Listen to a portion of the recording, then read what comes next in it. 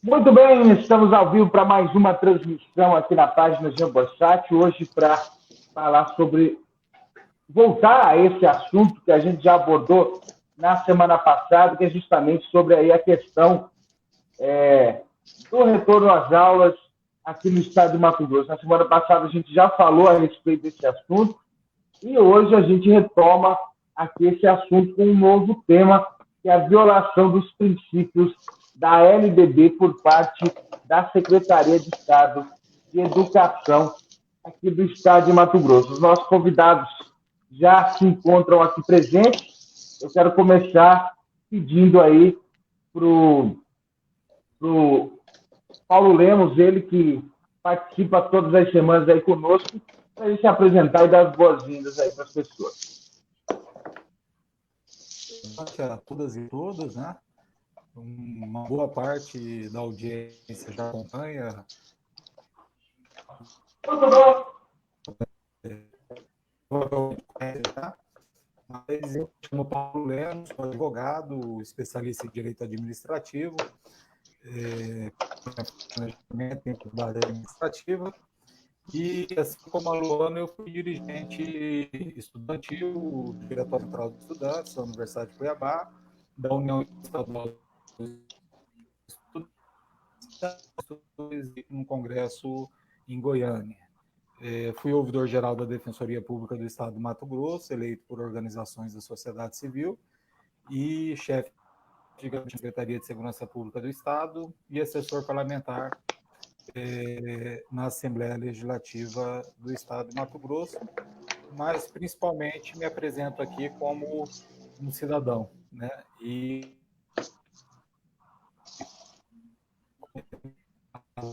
no público e esposo de uma professora. Eu vou pedir para você falar um pouquinho mais alto, porque para que todos consigam lhe ouvir com mais perfeição e clareza. E esposo de uma professora que atualmente é coordenadora pedagógica em uma escola aqui do município de Matupá. E boa noite, Luana, boa noite, Marcos, boa noite, Jean. Muito bem, seja muito bem-vindo novamente, Paulo Lemos. Também está aqui conosco a presidente da União Estadual dos Estudantes do Estado de Mato Grosso, a Luana Caroline. Seja muito bem-vinda, Luana. Obrigada, Jean, pelo convite. Gostaria de deixar meu boa noite a todos e a todas que estão aqui nos acompanhando. Deixar boa noite para o Paulo, para o professor Marcos. Para mim é um prazer imenso estar aqui hoje nesse programa, para a gente estar tratando sobre educação aqui no estado do Mato Grosso. Meu nome é Luana Caroline, como o Jean já falou, tenho 26 anos, sou estudante do curso de zootecnia, do 9º semestre, com pezinho aí na formatura, faltando um pouco para me formar, assim como muitos estudantes ansiosos pelo retorno às aulas, mas porém com muita preocupação que envolve esse retorno às aulas em tempo de pandemia. Moro em Rondonópolis, estudo na Universidade Federal de Rondonópolis, que foi emancipada esse ano, e eu acho que por enquanto é isso. Aí ao longo da conversa a gente vai falando um pouco mais. Com toda certeza, Luana. Muito obrigado aí por ter aceito o nosso convite. Também aqui presente, ele que é professor da Rede Estadual de Ensino, lá de Peixoto de Azevedo, Marcos Monteiro. Seja muito bem-vindo. Obrigado, Jean. É um prazer estar aqui com você. Obrigado pelo convite. Dá uma boa noite aqui para o meu amigo Dr. Paulo Lemos, minha amiga Luana, que está lá em Rondonópolis, minha cidade natal, viu, Luana? Rondonópolis que legal. Minha cidade de nascimento, mas eu sou adotado por Peixoto de Azevedo. Vim para cá ainda bem criança e aqui estou, constituí família, tenho filhos. Tenho 2 filhos, já está chegando mais um aí, que a pandemia aqui já rendeu, viu, já? Consegui aumentar a família. Sou professor de matemática da Rede Estadual de Ensino, também da Rede Municipal, também dirigente sindical, e a gente está hoje aqui para falar um pouco sobre a educação, sobre esse contexto de pandemia e um assunto tão importante que merece ser muito debatido. Muito bem, muito obrigado aí pela presença. Eu quero agradecer também você que está nos acompanhando, que nos acompanha em todas as transmissões. Falar, é claro, que você é muito bem-vindo para comentar, dar sua opinião, e na medida do possível a gente vai colocando aqui também para os nossos convidados, para que todos saibam aí qual que é a sua opinião e qual que é a sua dúvida em relação a isso. Para mim começar, eu gostaria de passar a bola para o Paulo Lemos para ele explicar um pouco aí as questões jurídicas por trás de tudo isso, principalmente aí no que diz respeito à LDB. Paulo Lemos, por favor, palavra é sua. Tá. A LDB, já, abaixo da Constituição Federal da República, é o documento jurídico, diploma jurídico mais importante da educação brasileira, né? A Lei de Diretrizes Básicas para o ensino público no Brasil. Então, essa lei, ela é uma lei que funciona como uma espécie de espada de defesa da educação no nosso país.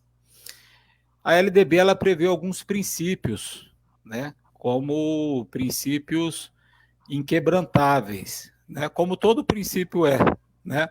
Todo princípio, ele, se violado, ele pode causar a desconstrução, no caso, por exemplo, de tudo mais que consta da LDB, né? E no artigo 3º da LDB, vem lá um rol de princípios, né? Princípios fundamentais, e sendo que 5 deles no nosso debate. O primeiro deles que eu citaria aqui é a garantia da igualdade de oportunidades a todos os alunos da educação pública. Bom, na medida em que a gente implementa um modelo de ensino onde uma parte é incluída e outra parte é excluída de uma determinada plataforma, presencial ou virtual, nós estamos violando esse princípio, ok? Outro princípio, o da qualidade do ensino público. Não só a universalização do ensino, como previsto na Constituição, mas o da qualidade. E há inúmeros estudos de exemplos mundo afora, de países que adotaram modalidades remotas no ensino básico, né? De que ela funciona de maneira razoável e colabora se for híbrida, ou seja, em conjunto com a atividade aula presencial, né? Como sendo uma extensão da sala de aula, mas não como sendo a própria sala de aula. O único país, talvez, no mundo que tenha admitido esse modelo, e por forte pressão da cultura neoliberal, para baixar custos, demitir trabalhadores e automatizar o processo de lucro, é os Estados Unidos, Canadá, Alemanha, enfim, muitos outros países não fizeram isso.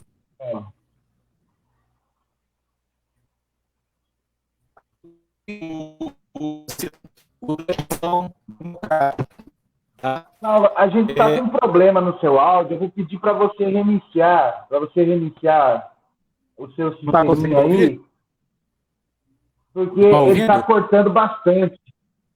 Agora eu estou ouvindo, mas ele corta. Eu não sei se é só para mim. Agora? Então, eu vou pedir para você reiniciar o sistema. Não, é melhor que você reinicie o sistema, porque assim ele volta mais compreensível, a gente consegue compreender. Enquanto isso, aqui, eu vou conversando aqui com o pessoal. Beleza. Eu quero agora passar a palavra aqui para o professor Marcos Monteiro, ele que está participando aqui também da nossa transmissão. Professor, as aulas retomaram aí na última segunda-feira, né? Como que foi esse primeiro momento dessa retomada das aulas? Então, Jean, esse primeiro momento de retomada das aulas, ele tem sido um tanto conturbado por falha da própria SEDUC, né? A própria Secretaria Estadual de Educação fez o processo muito atropelado. Nós já estamos com as aulas paralisadas em virtude da pandemia desde o mês de março. É lógico, a gente tem que concordar que a pandemia é algo totalmente inesperado e que a condição da paralisação das aulas é essencial para a garantia da nossa saúde e, sobretudo, da saúde dos nossos alunos e dos familiares que possivelmente estejam em condição de risco em suas residências. Agora, é fato também que o Estado tem atropelado o processo. Essa retomada de aula tem sido conturbada principalmente pelo fato de que o próprio sistema adotado pela SEDUC, que é o SIGEDUCA, que é o Teams, né, a Microsoft Teams, a plataforma da Microsoft Teams, ainda não foi alimentada pelas TIs da Secretaria Estadual de Educação. Nós temos turmas aí que ainda não estão alocados todos os alunos. Existem relatos de turmas que não foram criadas e, sobretudo, a condição de acesso, né? Porque é fato que a tecnologia ela está aí, deve ser usada na escola. É importante a gente entender isso, mesmo na condição de professor, que nós temos que fazer isso. Não podemos ficar pensando uma educação voltada para o século XVI. Nós vivemos aí no século XXI. Agora, também é fato que o Estado não pode se eximir da sua responsabilidade. O Estado tem que dar condições a isso. As aulas têm que ocorrer de forma com que se garanta o que está estabelecido na lei. A lei é clara, na Lei de Diretrizes e Bases, que existe o princípio da igualdade. E, sobretudo, eu acho que nós temos que primar, até mais do que a igualdade, pela equidade, que os alunos precisam ser atendidos como um todo. E o sistema no qual foi colocado, a gente, infelizmente, não tem essa garantia, porque não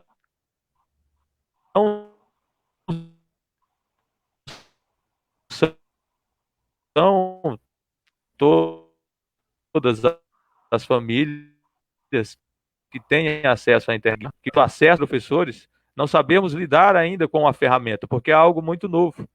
A SEDUC tem atropelado o processo. É fato que já vem colocando a ideia da educação híbrida já desde o ano passado, já vem sendo discutido isso em debates pedagógicos, em reuniões pedagógicas, mas por um viés que talvez não seja o ideal para termos uma educação de qualidade. Basta ter um olhar atento para perceber que, às vezes, muitas ações aí da SEDUC primam por uma condição, talvez, aí, ou pelo menos deixa entender, de redução de mão de obra, redução de trabalhador, de professor, até mesmo a atitude momentânea, lá ainda no mês de março, quando colocou simplesmente o site lá na capital, que é a da aprendizagem conectada, com as apostilas, de forma isolada, sem ter o professor como participante. É fato que o aluno é que é o protagonista do processo, mas o professor é peça fundamental, é peça-chave nisso.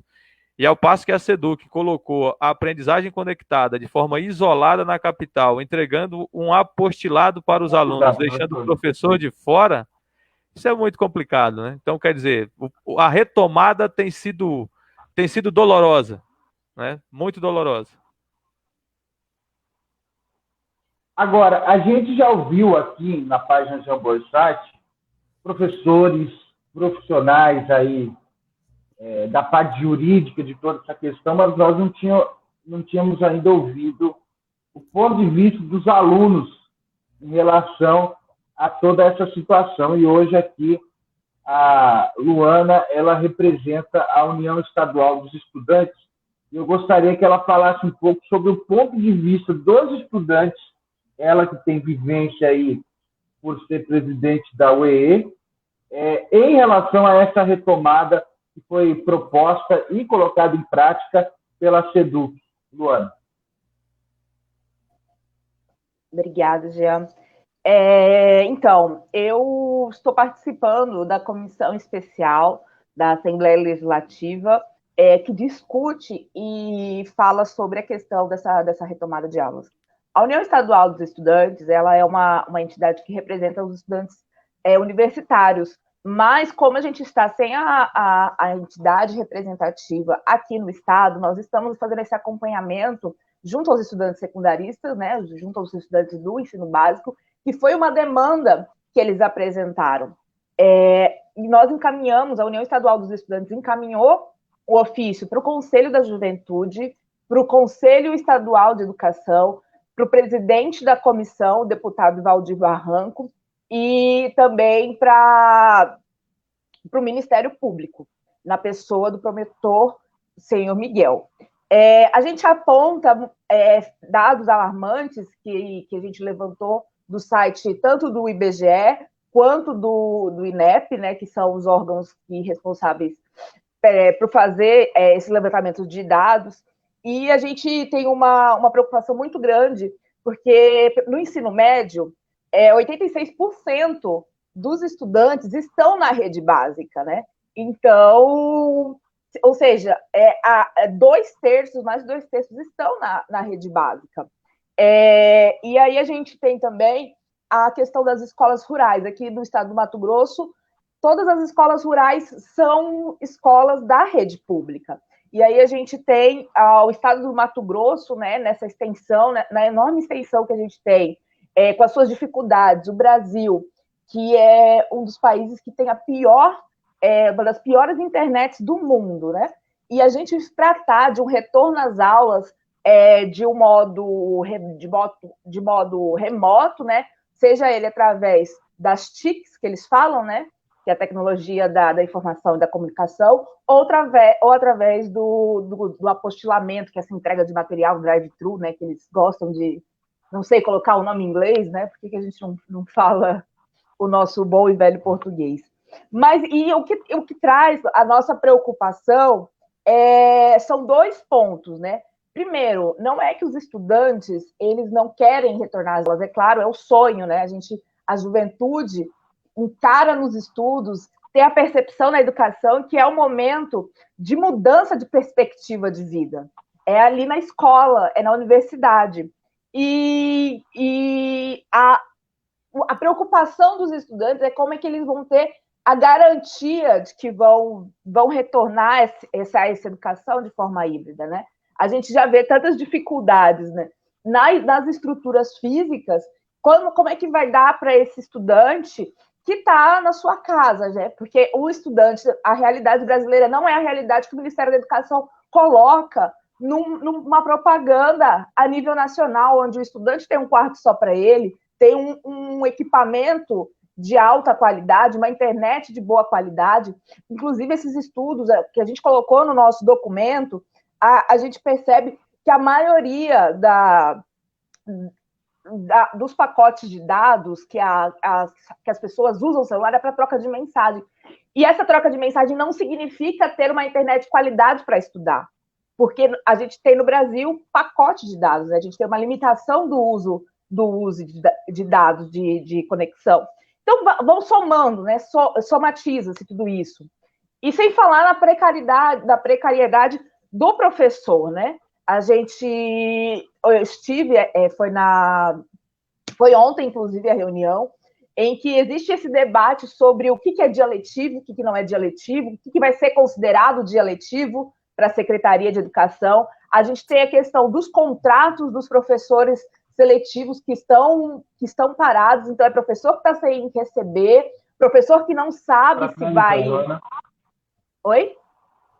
Ah, tá, vou finalizar. Para finalizar, mas... Ah, tá, desculpa. É que a gente é assim, se não falar, a gente continua. Pode me avisar. Então, existem várias dificuldades. Então, o meu recado principal é: o estudante não é que ele não quer estudar, né? Que a gente, infelizmente, ouve muito isso, mas a gente quer ter a garantia que nós estaremos integrados. Nós queremos, sim, uma educação do século XXI. A gente não quer ficar para trás. Enquanto tiver um aluno para trás, a gente não vai deixar, com que a gente vai lutar até o final para que, se um ficar para trás, a gente não abre mão. Muito bem.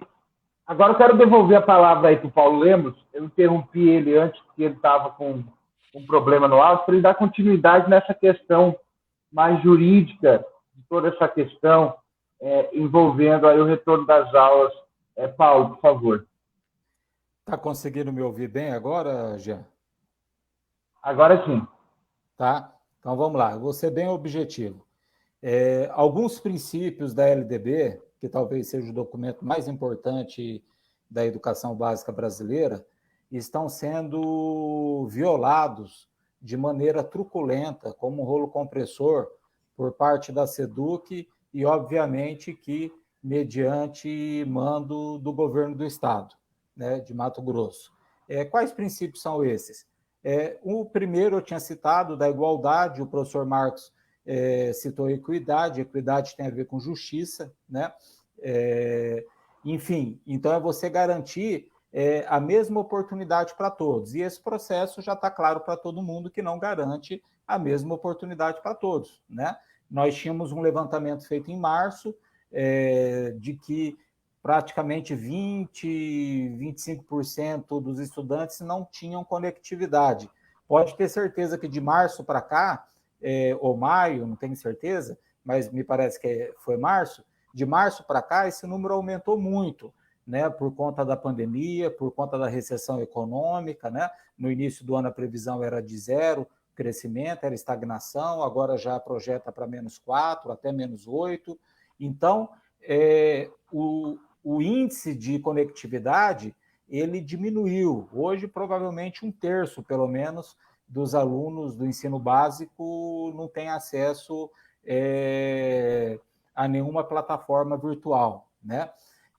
Além disso, o princípio da qualidade do ensino. Eu repito, mesmo os países considerados, né, com IDH, considerados países desenvolvidos, com educação de referência para o resto do mundo, como a Alemanha, como o Canadá, eles não admitem a modalidade de ensino virtual exclusivamente. Eles admitem a modalidade híbrida, eles não abrem mão da sala de aula, eles não abrem mão do lúdico, eles não abrem mão do contato, eles não abrem mão de uma série de atividades pedagógicas que não são possíveis de serem feitas no ambiente virtual. Porém, eles também fazem uso das tecnologias, né, estando dentro do século XXI, para usar outras metodologias que são adequadas para esse ambiente, metodologias ativas, né, como sala de aula invertida, enfim, outras metodologias de ensino. Outro princípio é o da gestão democrática. Veja só, a SEDUC, ela adquiriu uma ferramenta, a plataforma Teams. Eu até hoje não sei quanto que custou isso, eu não sei se houve licitação, eu não sei qual foi o critério para escolher essa plataforma, sendo que há outras plataformas mais intuitivas, inclusive, do que a plataforma Teams da Microsoft, e ela definiu, né, o ensino remoto para depois demandar às escolas que fizessem o diagnóstico. Ora, qualquer pessoa que tenha uma noção elementar, básica de planejamento estratégico, sabe que a primeira coisa que você faz é a coleta de informações. A primeira coisa é o diagnóstico, para depois você fazer o planejamento estratégico e depois você passar para o tático operacional. E a SEDUC demandou às unidades escolares, depois dela ter tomado a decisão dentro de um gabinete, que fizessem os seus planejamentos estratégicos. Mas não é possível fazer um planejamento estratégico em uma semana ou 15 dias. O máximo que as unidades escolares vão conseguir fazer são planos tático-operacionais, porém estratégicos não. Outro princípio violado é o princípio da qualidade do ensino, como eu disse, né?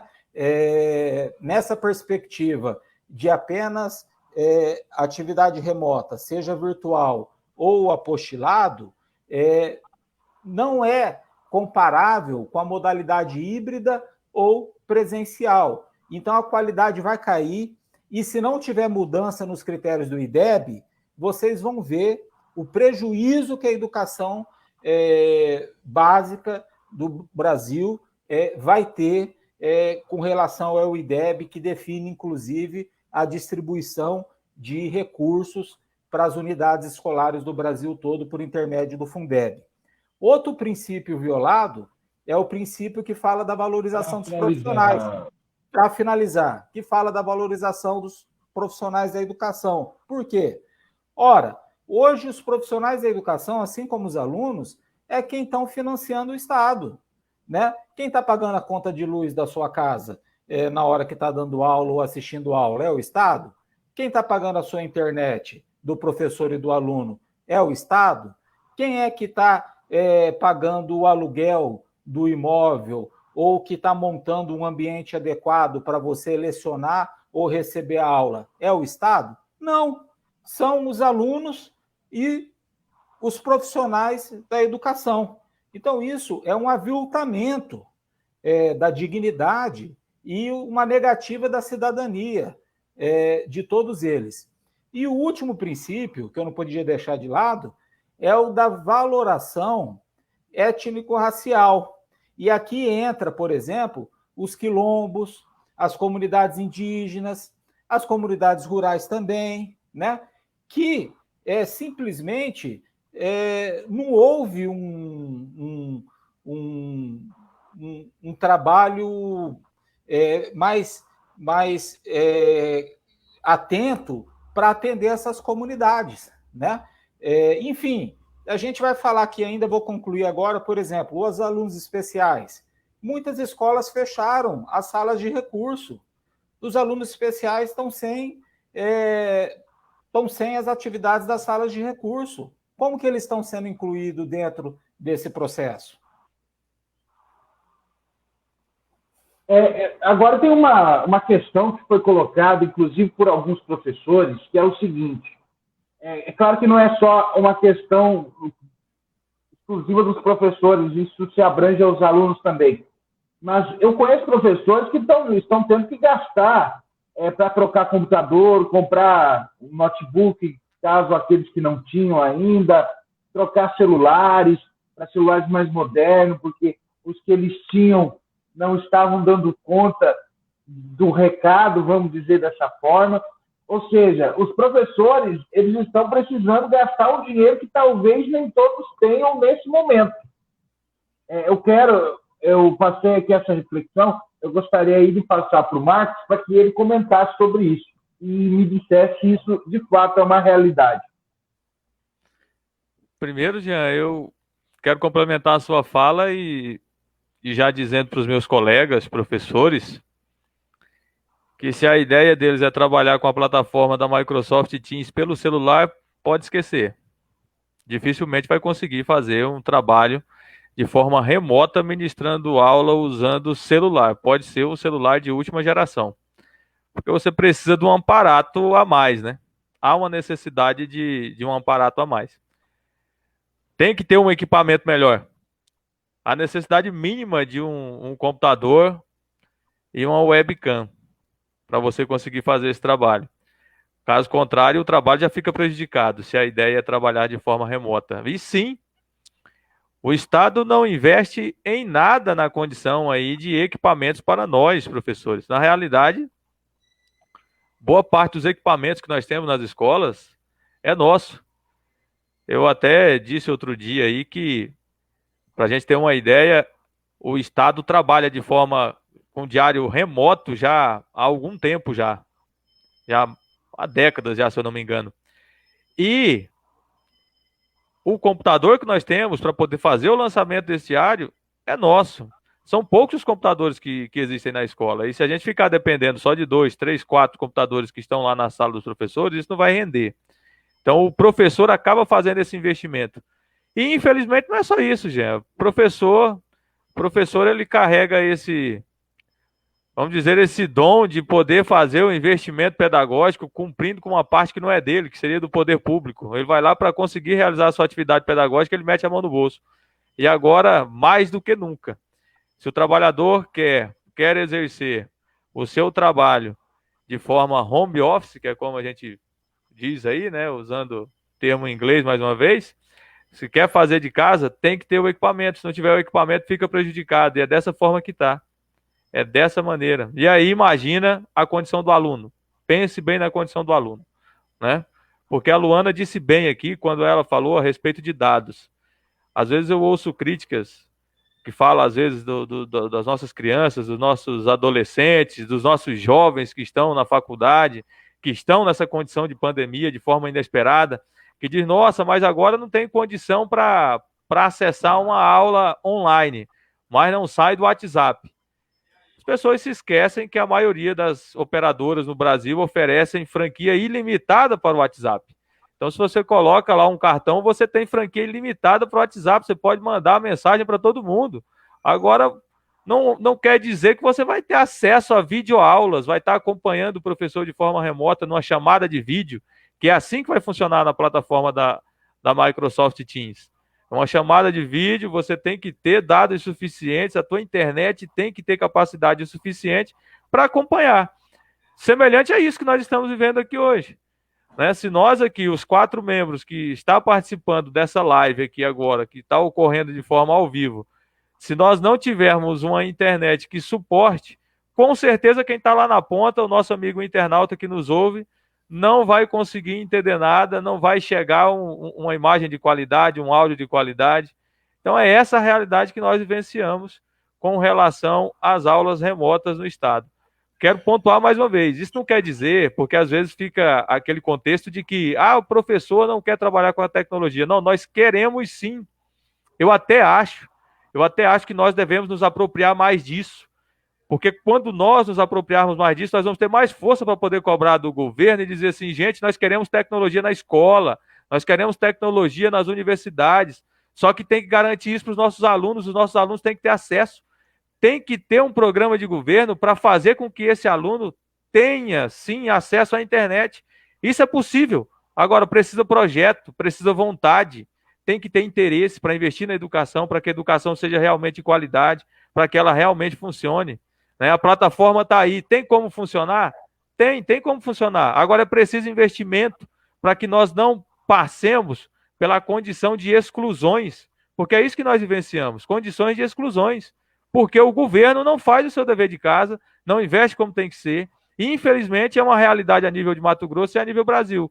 Fomos pegos de surpresas, mas eu fico extremamente decepcionado, triste com o posicionamento da maioria dos governos, sobretudo do estado de Mato Grosso, que vê a possibilidade do uso da tecnologia para reduzir investimento na educação, pensando que vai ter a possibilidade de repente, reduzir os trabalhadores da educação, que vai ser mais fácil dessa forma, centralizar, como chama a atenção mais uma vez, como o estado aqui de Mato Grosso, no meu ponto de vista, no meu entendimento, tentou fazer inicialmente. Coloca centralizado, vamos colocar professores na capital do estado, vai funcionar pela Assembleia Legislativa, que não chega nos 141 municípios, e aí a gente vai levando. Viu que não deu certo e agora toque de caixa, vamos fazer de forma remota. Então, quer dizer, a coisa não funciona se não for planejada.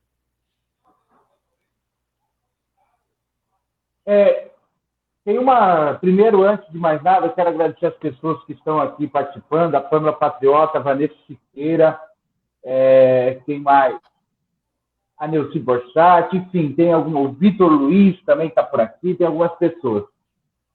Inclusive, a Pâmela Patriota, para complementar essa questão que a gente conversou agora, ela falou que hoje foi cancelada uma reunião da coordenação dos professores lá na cidade de Matupá por conta da falta de internet. Aí, nesse momento, você vê a situação em que professores precisam mudar equipamentos E aí tem uma questão que eu acho que é ainda mais complicada, que é a questão dos alunos. E daí essa questão eu vou mandar para a Luana refletir sobre ela, porque se já é difícil para os professores fazer a troca de equipamentos, imagine para alunos, né, Luana?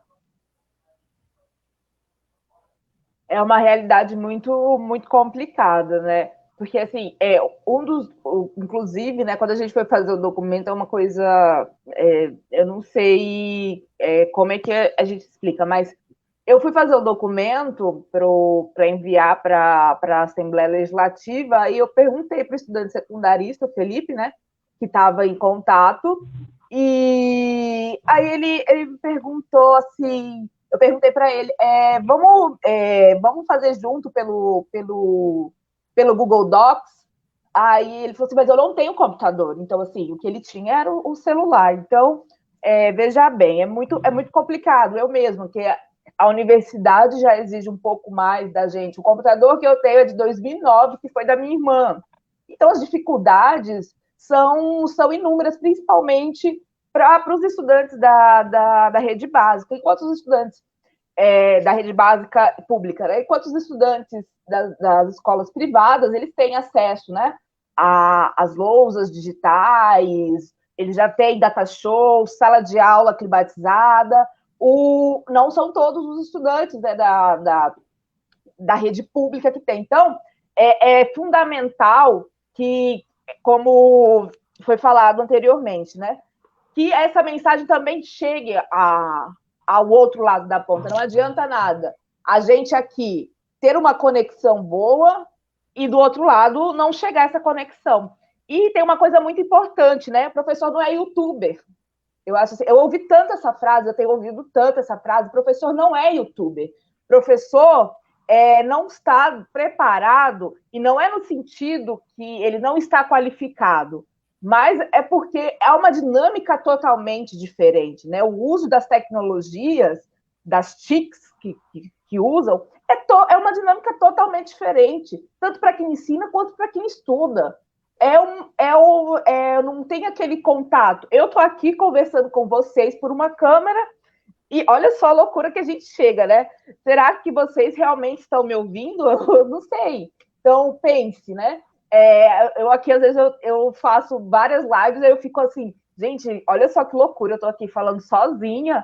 Será que as pessoas realmente estão me escutando ou eu estou ficando doida, né? Então, a gente chega assim nesse ponto. Agora, imagina, para o professor que está acostumado a ter esse contato com o estudante, imagina também para nós, que a gente está acostumado a ter os nossos colegas. Nós estamos sentindo muita falta dos nossos colegas de classe, entendeu? Então, assim, é uma situação difícil tanto para os profissionais da educação, não só os professores, assim, os técnicos administrativos, como para os estudantes.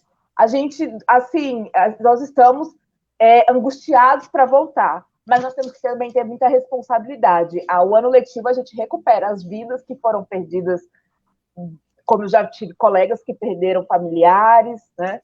A gente não recupera as vidas, então a gente é um assunto muito sensível para se falar. Muito bem. Agora eu queria falar a respeito de um e-mail aí que a gente teve acesso, que a SEDUC encaminhou aí para os profissionais da rede estadual de ensino, falando sobre essa retomada. Esse e-mail está disponível lá no site Diário JB, se você quiser dar uma olhada, é só você entrar, www.diariojb.com.br, você entra lá, fica atento aí, fica sabendo todas as notícias que acontecem. Eu vou passar a palavra para o Paulo Lemos, porque, segundo ele, houve aí um assédio moral. Não só assédio moral, como improbidade administrativa.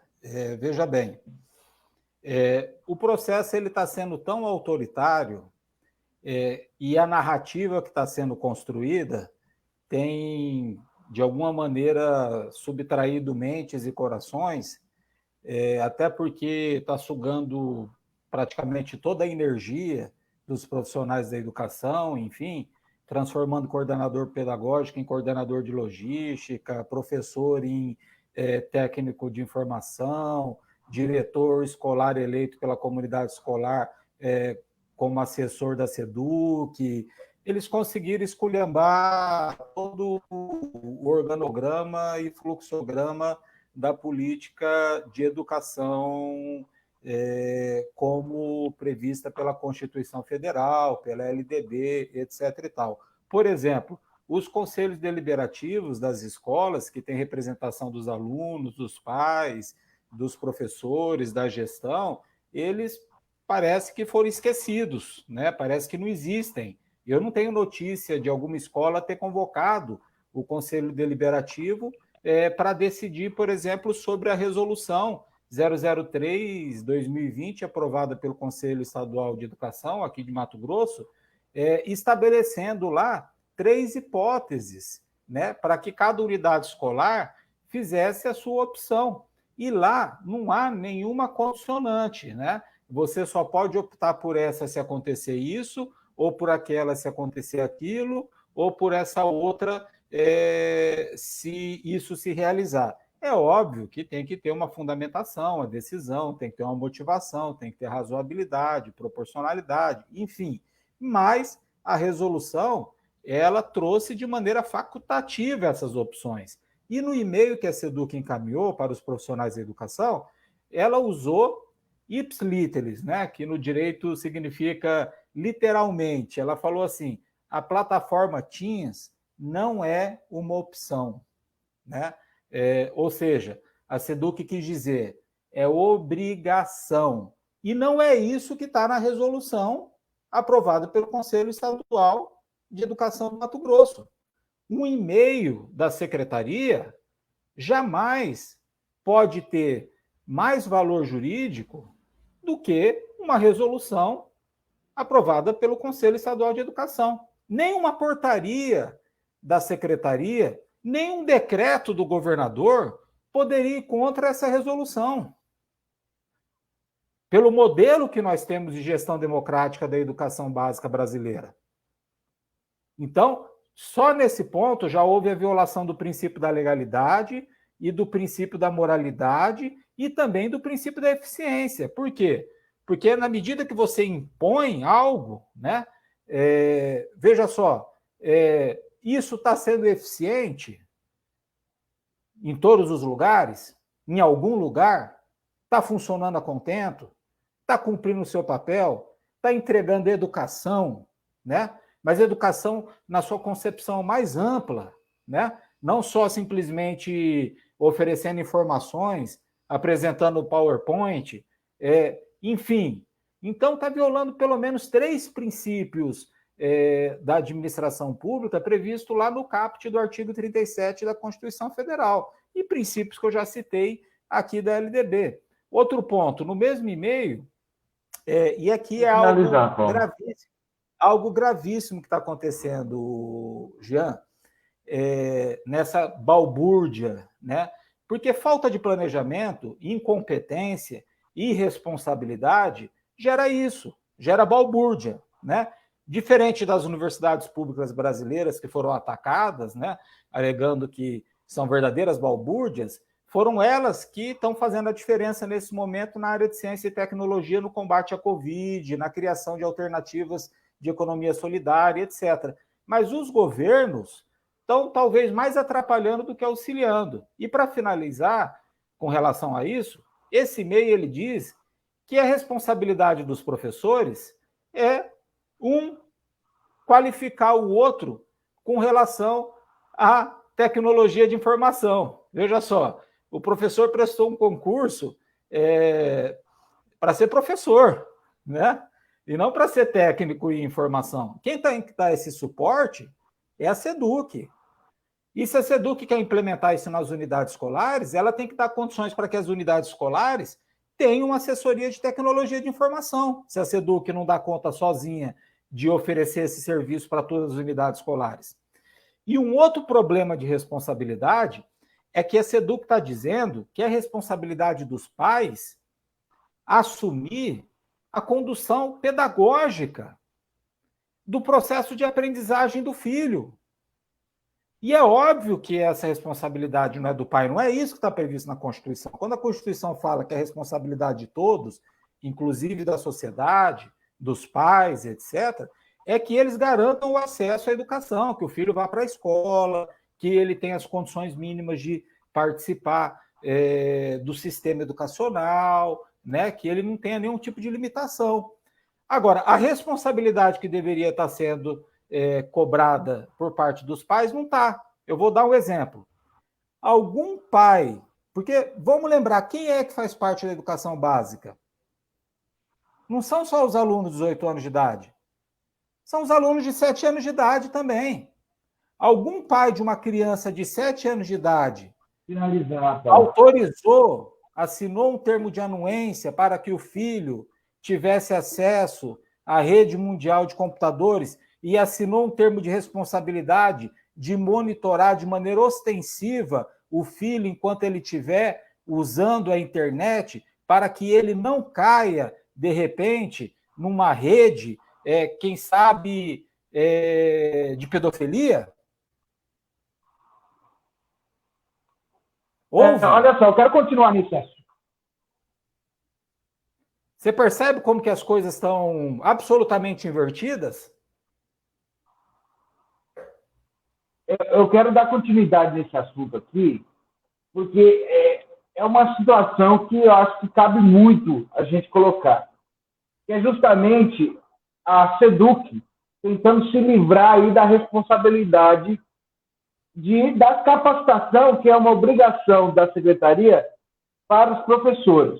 E aí eu jogo a bola para continuar com esse assunto para o Marcos Monteiro. Aí depois, de imediato, quando o Marcos Monteiro terminar, a Luana já pode falar também a respeito desse assunto, qual é a percepção dela.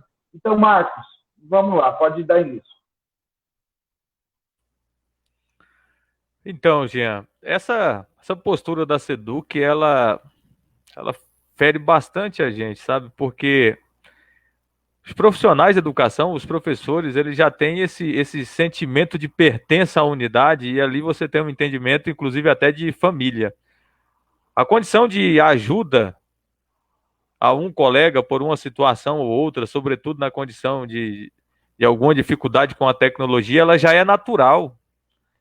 Você querer ajudar o outro que de repente passa por uma dificuldade é você se sentir naquela condição e de repente falar assim, não, eu vou ajudar, que é a possibilidade de ajudar. Agora, a SEDUC age de forma irresponsável, tentando dizer o seguinte, olha, nós vamos normatizar isso.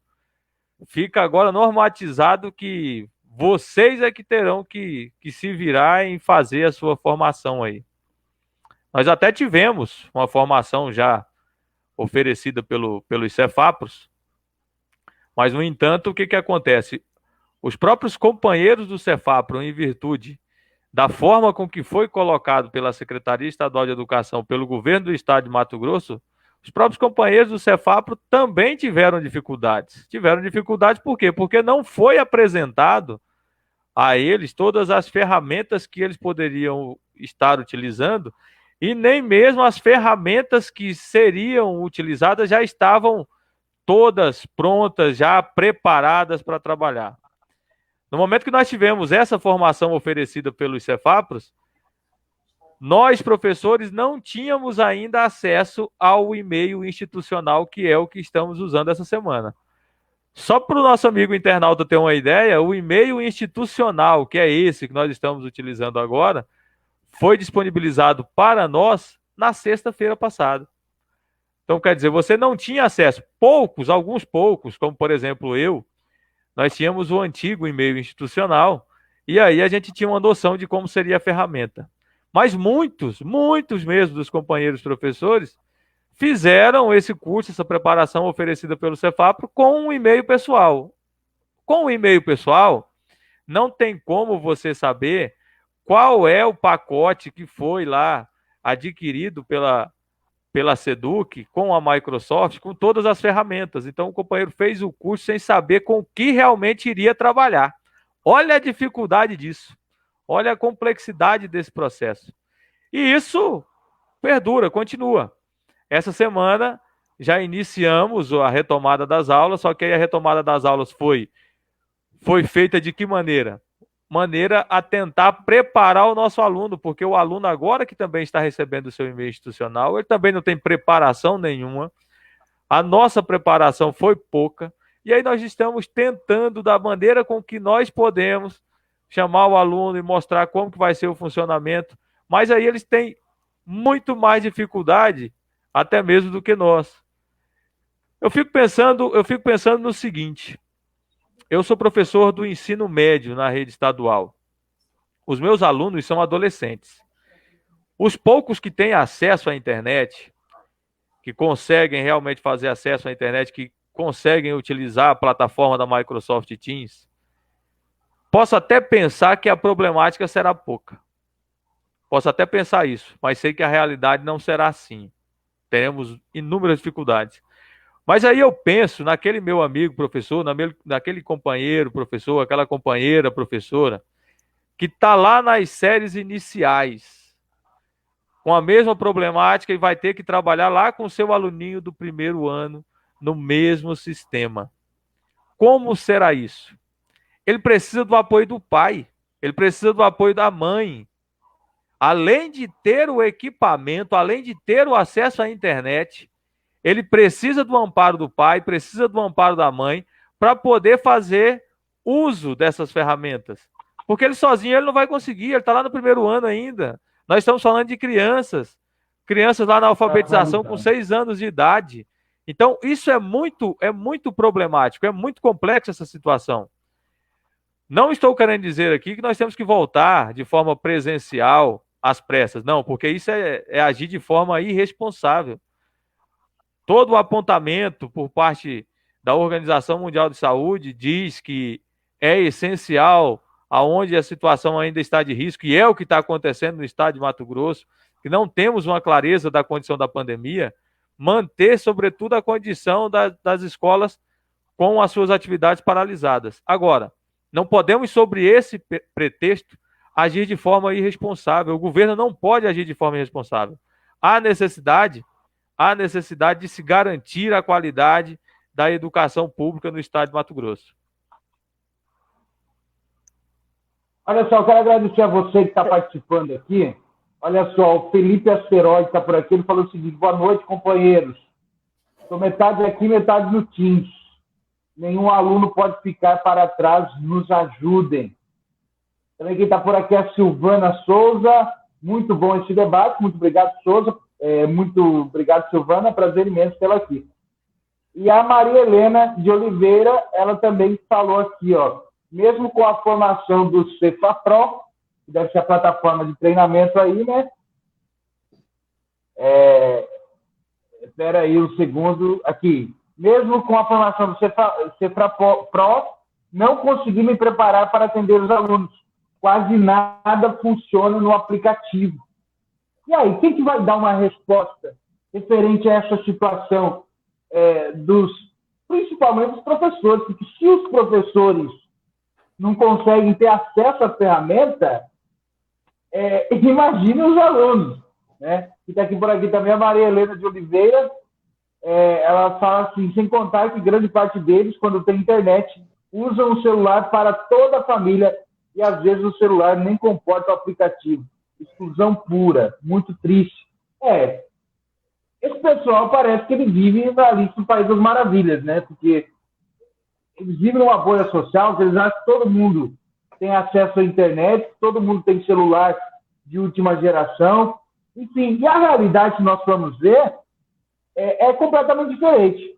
De acordo com a última pesquisa do censo aí, feita em 2018, salvo engano, lá em 2018, cerca de 20% da população mato-grossense não tinha acesso à internet.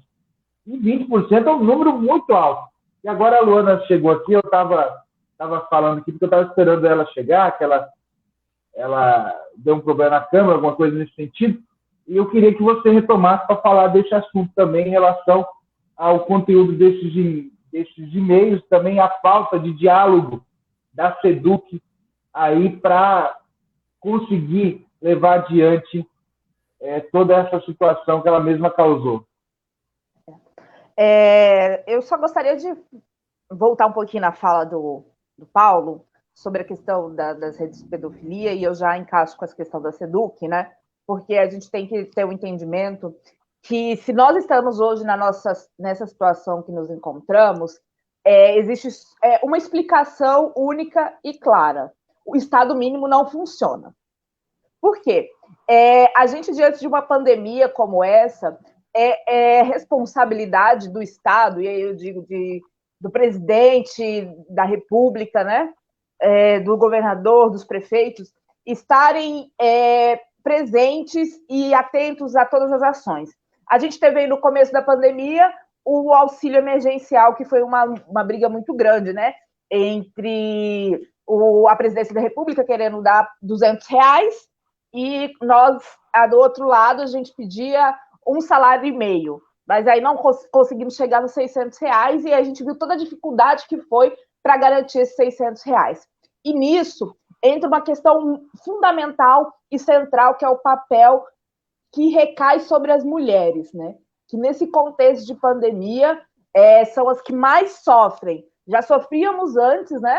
Com as triplas jornadas, que são os cuidados de casa, os estudos, o trabalho, então são a maternidade, então aí são as infinitas jornadas, e a gente não tem uma garantia que vai poder ficar em casa com tranquilidade, porque era neste momento que a gente deveria estar acertados, né? Que todo mundo pudesse ficar em casa, inclusive, né? As mães, os pais, os avós, os núcleos familiares pudessem estar aí com a sua saúde garantida, podendo ficar em casa, recebendo seu auxílio emergencial e, com isso, também fazer o devido acompanhamento de suas crianças, dos adolescentes, porque a internet ela é uma faca de dois gumes, ela é sensacional, mas ela também existem redes, né, de pedofilia, enfim, de várias crueldades e maldades. Então, os núcleos familiares têm que estar muito atentos a isso. Agora, imagina uma mãe, né, porque, infelizmente, recai sobre as mulheres o cuidado dos filhos, né, e, inclusive, nessa época de pandemia, eu acho que ficou ainda mais evidente. As mães não têm com quem deixar seus filhos, tem que fazer esse acompanhamento, né, e ainda lidar com os afazeres de casa. Então, inclusive, né, eu estou como única mulher aqui, e falar disso, assim, é sempre um desafio para nós, mulheres. E aí, nisso, a gente entra também com a SEDUC, que também faz parte, a SEDUC, o Ministério da Educação, fazem parte desse Estado que deveria garantir a segurança, né, de manter as famílias dentro de casa, as crianças dentro de casa. Inclusive, a gente já poderia ter condições de estar saindo dessa pandemia, né? E isso a gente viu aí em outros países que adotaram. Cuba, por exemplo, muita gente adora falar de Cuba, né? Mas Cuba foi um dos países que já conseguiu dar uma resposta rápida de solução de crise, né? De contexto de pandemia. E aí a SEDUC, de maneira irresponsável, não dialoga com esses núcleos familiares, que as maiores interessadas somos nós, mulheres, que estamos aí à frente desses cuidados, né? Que somos chefes de família, e não dialoga com os estudantes também, e tampouco com os professores, né? Nós temos aí o professor Marcos, que pode dizer, assim como os professores que estão aí nos acompanhando, a SEDUC não fez esse diálogo, não teve diálogo com o estudante. Inclusive, nós fomos muito enfáticos no nosso documento, que para ter essa retomada das aulas, deve ser feito o diálogo com o estudante, professores, técnicos administrativos, que também são fundamentais, e também com os núcleos familiares, porque os núcleos familiares também fazem parte do processo de educação das nossas crianças e dos nossos adolescentes. Muito bem. E é uma questão que, com certeza, a gente vai precisar debater muito aqui. Primeiro, porque está apenas no início. A gente tem que ver o que vai acontecer ainda nesses próximos dias. Mas eu tinha uma pergunta para fazer, e agora eu vou começar pelo pelo Marcos, porque é o seguinte, é como que a Secretaria de Estado de Educação ela está dando esse suporte para os professores? É através de e-mail? Como é que funciona?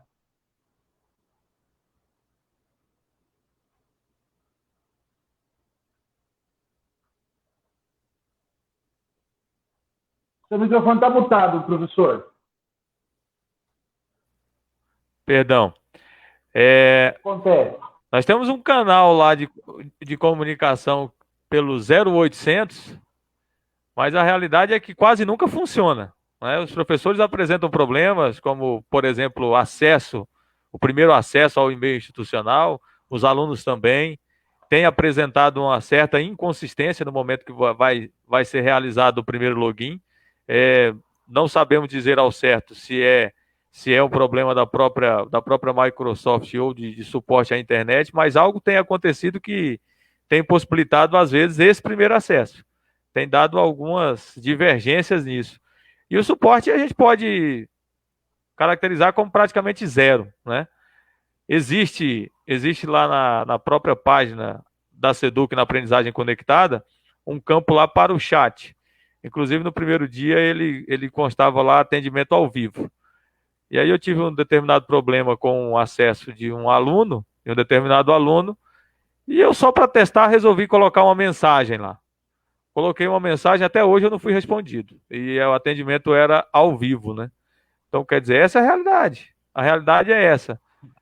A SEDUC atribuiu a responsabilidade única e exclusivamente aos professores, às escolas, aos alunos, aos pais. Chegou e disse, olha, o sistema que nós vamos utilizar é este, está aí, não está montado porque foi apresentado com uma série de divergências, inclusive no alocamento dos alunos nas turmas, pelo menos é uma realidade da escola que eu trabalho, eu acredito que seja uma realidade a nível de estado. Hoje nós estamos aí na quarta-feira e ainda tive notícias de turmas de amigos professores aqui que não haviam sido criadas, né, quando ela já teria que ter sido apresentada pronta, já o professor entrar lá e a turma já está pronta e ele só fazer o contato com o aluno e já iniciar uma conversa. Então essa é a realidade, suporte zero, é o que nós podemos dizer. E aí eu quero salientar, Jean, um ponto, aproveitando aqui, que a SEDUC ainda tem uma outra orientação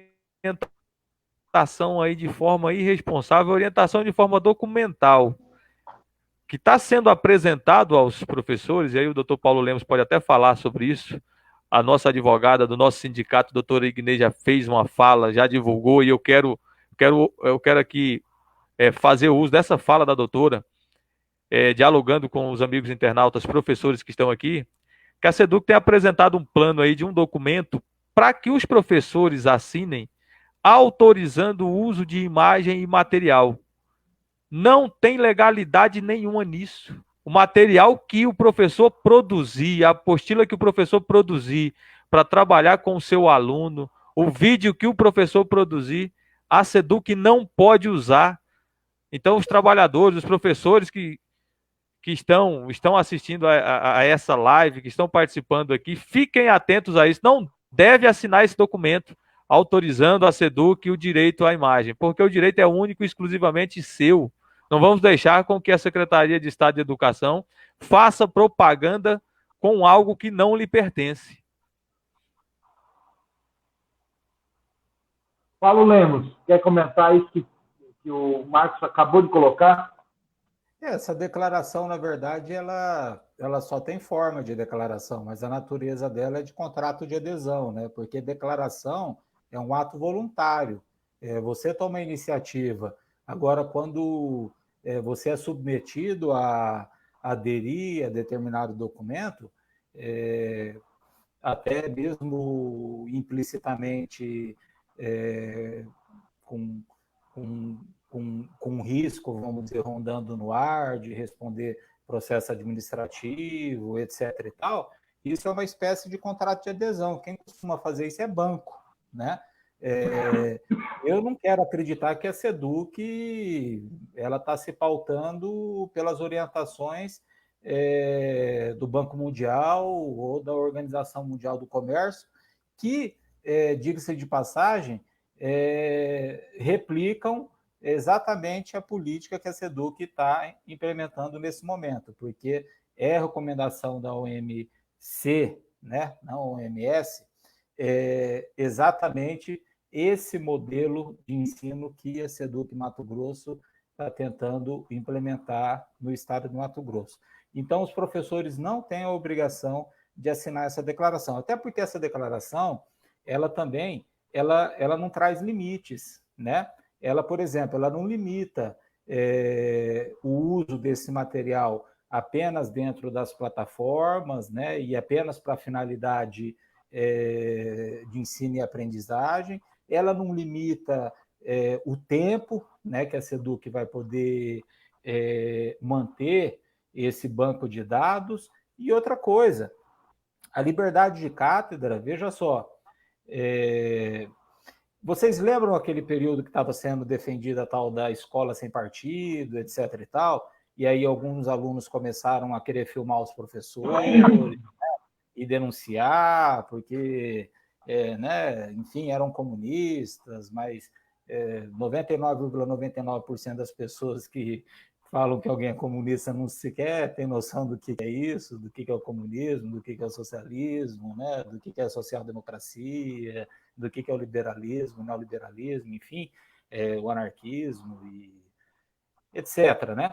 Mas, hoje, a SEDUC, com essa declaração, ela mantém um banco de dados, por exemplo, durante 1, 2, 3, 4, 5 anos depois da pandemia, que se algum professor que foi presidente do sindicato, né, liderou um movimento e depois do período de estabilidade da atuação sindical, ou alguém que esteja no estágio probatório, ou enfim, ou que, né, faça um pedido de licença, se esse professor ele se engajou nesse movimento, né, que a gente está puxando em defesa da educação, ele pode ser objeto, de repente, de algum procedimento com base nesse banco de dados, com a fala, de repente, recortada, com uma imagem, né, enfim, fora do contexto, editada, que quem tiver o controle desse banco de dados pode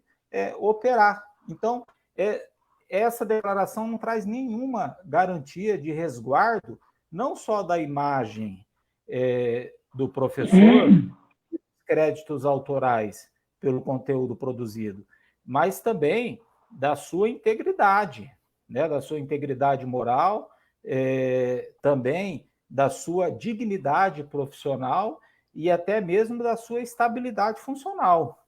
Né? Então, essa declaração é mais um ato esdrúxulo desse processo. E eu me esqueci de dizer aqui, naquele e-mail da SEDUC, a SEDUC encaminhou aquele e-mail, logo depois ela disponibilizar o 0800. O que aconteceu? Como a maioria dos trabalhadores da educação pública estavam tendo dificuldades, e é óbvio, porque esse processo é um processo de atropelo, né? E começaram a acionar o 0800, e a secretaria não também estava preparada para isso, não tem suporte para isso, né? Ela resolveu encaminhar um e-mail dizendo, não, nas entrelinhas, o que está dito ali no e-mail? Não é para vocês ligarem para o 0800, é para vocês uns ajudarem os outros, vocês se resolvam aí embaixo. E aí tem um outro evento grave também, naquele mesmo e-mail. Só aquele e-mail ali já subsidiaria uma ação de improbidade administrativa contra o responsável por aquele conteúdo. Diz que o professor tem que estar conectado ativamente o tempo inteiro com a gestão. Ora, na hora que o professor estiver elaborando a aula, ou na hora que ele estiver proferindo a aula, ele tem que estar com o telefone, com o WhatsApp do lado, olhando para ver se coordenador pedagógico, se o diretor, a diretora, seja lá quem for, está questionando ele em alguma coisa. É a mesma coisa que você estiver dando aula na sala de aula e o diretor, o coordenador, o técnico, etc., entrar sem bater na porta, interromper a aula, falar o que quiser, quantas vezes quiser, enfim, isso viola a liberdade de cátedra, né? Que a autonomia e liberdade de cátedra não é só com relação ao conteúdo pedagógico, mas é com relação ao espaço também, ao ambiente, ao tempo, né? Então, assim, enfim, é uma série de irregularidades. Tem uma pergunta aqui, Jean, falando, não seria o caso de acionar o judiciário? Sim.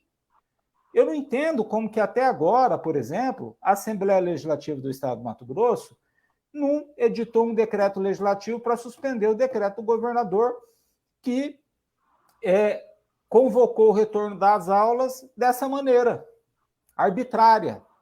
Eu não entendo como que até agora o Ministério Público Estadual, com todo respeito, eu tenho muitos amigos dentro do Ministério Público Estadual, mas eu não entendo como que eles entraram com ato recomendatório às escolas particulares para diminuir mensalidade, etc. e tal, né?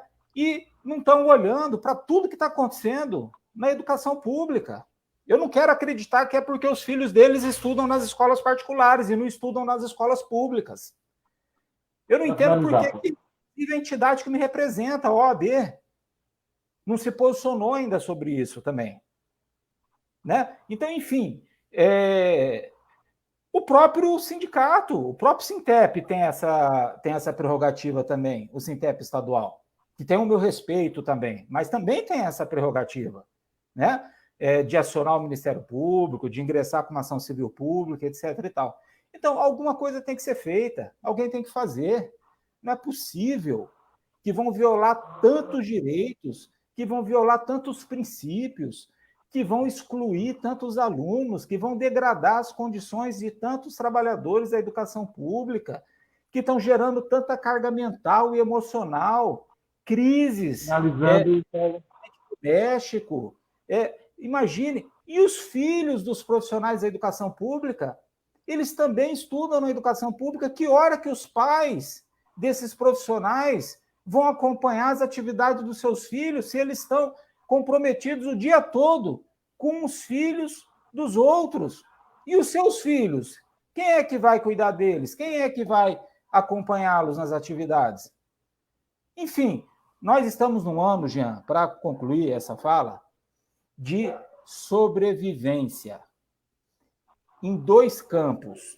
Saúde, a gente tem uma guerra, que é uma pandemia, a última aconteceu há 100 anos, tá? Brasil e Estados Unidos junto tem metade do número de mortos do mundo inteiro e de taxa de contaminação, e a outra de economia de subsistência. Muitas pessoas estão passando fome. Muitas pessoas estão sem energia elétrica. Muitas pessoas venderam computador. Muitas pessoas não têm mais internet. Como é que você quer implementar um modelo escandinavo de ensino num ambiente e num momento como esse, por qual nós estamos passando? Então, quando há a defesa do cancelamento do ano letivo e a reposição no ano que vem, é uma defesa razoável, porque o ano letivo se recompõe. Agora, a vida, ela não se recompõe nem se você morrer pela Covid e nem se você morrer de fome. E o Estado ainda traz agora para os pais que tem que se preocupar com todas essas circunstâncias por quais nós estamos passando, com o discurso de que tem que manter o vínculo professor e aluno. Ora, tem muitos netos que não estão se aproximando dos avós, filhos de pais, irmãos de irmãs, por conta da pandemia. Que discurso falar esse? Não, Jean, porque é o terceiro programa que eu participo, eu sei que eu me estendi nessa fala, mas eu estou num nível de indignação com tudo isso que já está extrapolando. Muita gente está indignada em relação a isso. É uma coisa tão absurda, sabe? Que é a mesma coisa de você tentar explicar por que a água é molhada. Eu queria passar agora a palavra para a Luana. Você quer acrescentar alguma coisa em relação ao que foi dito aqui? Não, eu, na verdade, só queria agradecer mesmo pelo espaço, pela oportunidade, e a União Estadual dos Estudantes está à disposição não só dos estudantes, mas também dos núcleos familiares, dos professores e técnicos. Nós estamos juntos e juntas nessa luta, né? Em defesa da vida, em defesa da educação, em defesa do povo mato-grossense, porque, acima de tudo, essa é uma luta do povo mato-grossense, e eu tenho certeza que somente com a unidade de todos nós, a gente vai conseguir superar esse momento tão doloroso e tão difícil que está sendo para todo mundo. Então, fiquem em casa, quem puder, se cuidem, e é isso, pessoal. Contem com a União Estadual dos Estudantes, segue a gente lá no nosso Instagram, na UEMT, que a gente sempre está postando o que está rolando nas redes, o que está rolando com a SEDUC, o governo do Estado, o governo federal. Obrigadão pela oportunidade, Jean. E um abraço para o Paulo e para o professor Marcos. Valeu, Luana. E é isso, agora são 21 horas e 17 minutos. A gente já vai finalizando, já ia dar prosseguimento para a gente, para a reta final aqui. Mas antes da gente finalizar de fato, só gostaria de agradecer mais algumas pessoas que estão aqui, que a gente percebe que a categoria dos educadores, ao mesmo tempo que ela precisa se unir mais, ela vem se unindo. Exemplo disso foi na outra transmissão, que foi recorde de audiência, e agora, novamente, a gente tem uma presença maciça aqui. E eu gostaria de agradecer o Felipe, a Silvana Souza, a Maria Helena, quem mais está por aqui? O Fred Mazieri, a Sônia Rogoski, também a Pâmela Patriota, quem mais está por aqui? A Neuci Borstat, Samuel Souza, a Luana Caroline comentou lá também. Enfim, uma série de pessoas que estão aqui. Quero agradecer a todos, pedir para vocês compartilharem essa transmissão, que ela vai sim ficar disponível aí para que você possa compartilhar e que outras pessoas que não puderam agora, ao vivo, participar e também nos assistir, elas vão poder aí também acompanhar, porque vai ficar aí na nossa lista de transmissões, na nossa lista de vídeos, perdão. E basicamente é isso. Agora eu queria pedir para o professor Marcos se despedir também. Muito obrigado pela presença. Foi um prazer imenso. Eu tenho certeza que muitas pessoas se sentiram contempladas com tudo que foi falado aqui. A gente sabe que se a gente fosse continuar, iria 2, 3, 4, 5 horas, porque esse é um tema que parece ser infinito. Mas, e eu quero deixar também aqui a página de Jean Borstat, o site diário JB, à disposição de todos vocês aqui em relação a esse assunto, que nós precisamos sim mostrar o que de fato vem acontecendo. Marcos, muito obrigado. Eu que agradeço, Jean, pelo convite. É muito bom aqui estar nesse bate-papo, junto com o amigo Paulo Lemos, a Luana, da União dos Estudantes. Isso é ótimo. O debate sobre a educação, ele tem que ocorrer, ele não pode cessar nunca. É algo que tem que ser contínuo, né? Aqui no estado de Mato Grosso, nós temos apontado, sobretudo agora que ficou bem mais evidente, a falta de diálogo do governo do estado de Mato Grosso com os trabalhadores, com os estudantes, com os pais e alunos, sobre o contexto educacional que nós vivemos, né? O Sindicato dos Trabalhadores tem apontado isso também, essa falta de diálogo dos trabalhadores, tem apontado sobretudo a questão da falta de responsabilidade do Estado em garantir o contrato temporário dos trabalhadores, né? Está passando a rasteiro, os trabalhadores estão sendo lesados, os contratados que não foram ainda até agora contratados, o pessoal aí do 2º e 3º calendário. Tem a questão do subsídio que foi aprovado pela Assembleia Legislativa no estado de Mato Grosso e o governador tem se negado a garantir isso. E soma-se a isso agora essa condição de volta às aulas de forma atropelada, sem planejamento, né, que é como eu digo, o Estado pensou de repente uma outra coisa, que ia somente empurrar com a barriga e esqueceu de fazer o planejamento, esqueceu de fazer o dever de casa, e nós vivenciamos essa realidade que temos aqui agora, né? Então, quero mais uma vez aí agradecer e ainda pontuar uma outra situação antes de me despedir. Lembrar que o Estado fez uma outra irresponsabilidade, a Secretaria Estadual de Educação fez uma outra irresponsabilidade ao dar de forma sem que houvesse o pedido a questão das licenças prêmios. Os trabalhadores tiveram aí, muitos tiveram as suas licenças prêmio aí de forma compulsória durante essa pandemia. E agora nós vivemos a realidade de uma quinta aula dentro do calendário. E nessa quinta aula é trabalho de reposição. E aí eu pergunto, quem estava de licença tem obrigação de fazer essa reposição? Com certeza não. É porque ele estava de licença, estava fazendo uso de algo que é seu de direito e agora o Estado tem se omitido nessa situação. É um outro problema que o Estado irá enfrentar. Mas é como você disse, Jean, aqui, infelizmente, o nosso tempo é pouco, mas é preciso, é importante.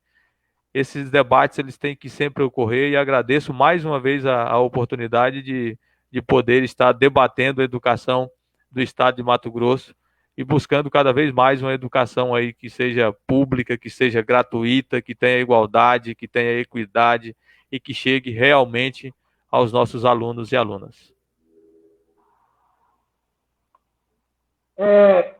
Eu que agradeço, professor Marcos Monteiro. E agora, antes de eu encerrar aqui com o Paulo, eu queria fazer uma última pergunta para ele, por quê? Uma professora veio até mim, ela fez essa pergunta e eu acabei esquecendo de fazer essa pergunta e ela acabou de me lembrar aqui. Eu prometi para ela que eu iria fazer essa pergunta. É em relação, o que ela explica? E ela deu início lá às aulas e que estão criando memes dos professores, enfim, para tirar sarro, aquela coisa toda. E ela gostaria de saber o que ela pode fazer para tentar coibir esse tipo de atitude, que não é muito elegante, né, alunos? Por favor. Então, Jean, rapidamente, Paulo, só para a gente responder mesmo. Essa é a responsabilidade dos pais, entendeu? Porque nós estamos falando de crianças absolutamente incapazes, dos 7 anos de idade até chegar aos 12 anos de idade, e dos 12 anos de idade em diante, relativamente incapazes do ponto de vista jurídico, que precisam ser tuteladas ou curateladas. A responsabilidade dos pais está não em lecionar, ok? Como a SEDUC pretende que os pais façam, né? Que eles se convertam em professores licenciados em História, Física, Química, etc. e tal. Mas em monitorar as atividades que os seus filhos estiverem praticando. O problema, Jean, é que hoje, nesse momento, ok? Muitos pais não têm a mínima condição de fazer esse acompanhamento, porque estão trabalhando, porque não tem, chegam em casa, não tem carga emocional, não tem carga mental. A professora fez essa pergunta. A responsabilidade é dos pais. Um professor que se sentir ofendido na sua honra e na sua dignidade, na sua integridade moral, na sua integridade simbólica, pode acionar, né, pedindo uma indenização, ou até mesmo na esfera criminal alegando injúria, dependendo do conteúdo. Mas o responsável é o pai, né? Principalmente das crianças, né? E não dos adolescentes, que têm responsabilidade relativa. As crianças não têm responsabilidade nenhuma. As crianças, elas não podem ser responsabilizadas de maneira alguma, né? Então, enfim, é essa resposta que eu dou para a professora. Mas eu queria encerrar, Jean. Só um segundinho antes. Então, a resposta está dada aí. Ela me fez essa pergunta ontem, pediu para mim fazer essa pergunta aqui, eu acabei esquecendo, eu peço desculpas, acabei fazendo agora, e agora sim pode se despedir. Dr. Paulo Lemos, obrigado mais uma vez por participar, é sempre um prazer imenso tê-lo aqui. Tá, eu queria dar 2 sugestões, tá? Para todos os profissionais da educação que estiverem me assistindo nesse momento, pais e alunos. Primeiro, e-mail da SEDUC não tem validade jurídica e não revoga resolução do Conselho Estadual de Educação, nem lei de diretrizes básicas da educação, muito menos a Constituição Federal. Então, quando vier qualquer orientação ou qualquer determinação em contradição com esses instrumentos jurídicos, nenhum profissional da educação pública tem o dever de seguir. Pelo contrário, tem o dever de não seguir, tá? Essa é a minha primeira orientação. A segunda orientação, por favor, cada escola pública estadual do ensino básico de Mato Grosso convoque uma reunião com seu conselho deliberativo. Chame os pais, os representantes dos pais, os professores, da gestão, coordenador pedagógico, se o papagaio quiser ir também, mas coloquem na mesa todas as dificuldades, coloquem na mesa a realidade, coloquem na mesa aquilo que está acontecendo dentro dos seus lares. Se tiver que chorar, chore. Se tiver que se indignar, se indigne. E faça aquilo que é de competência do Conselho Deliberativo. Delibere.